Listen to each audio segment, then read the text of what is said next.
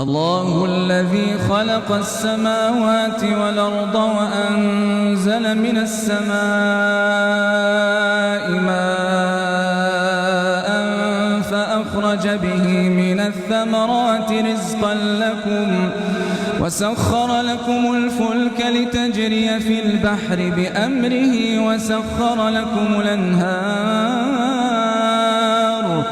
وسخر لكم الشمس والقمر دائبين وسخر لكم الليل والنهار وآتاكم من كل ما سألتموه وإن تعدوا نعمة الله لا تحصوها إن الإنسان لظلوم كفار وإذ قال إبراهيم رب اجعل هذا البلد آمنا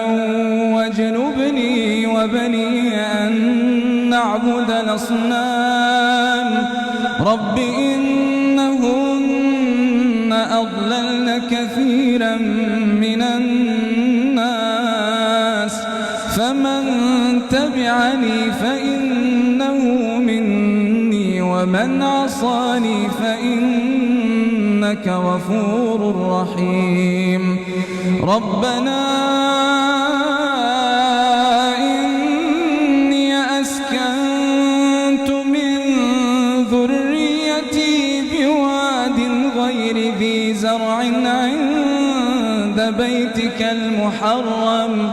ربنا ليقيموا الصلاة فاجعل أفئدة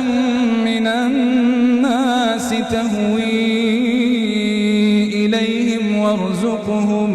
وارزقهم من الثمرات لعلهم يشكرون ربنا إنك تعلم ما نخفي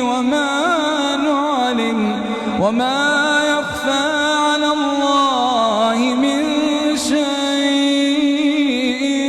في الأرض ولا في السماء الحمد لله الذي وهب لي على الكبر إسماعيل وإسحاق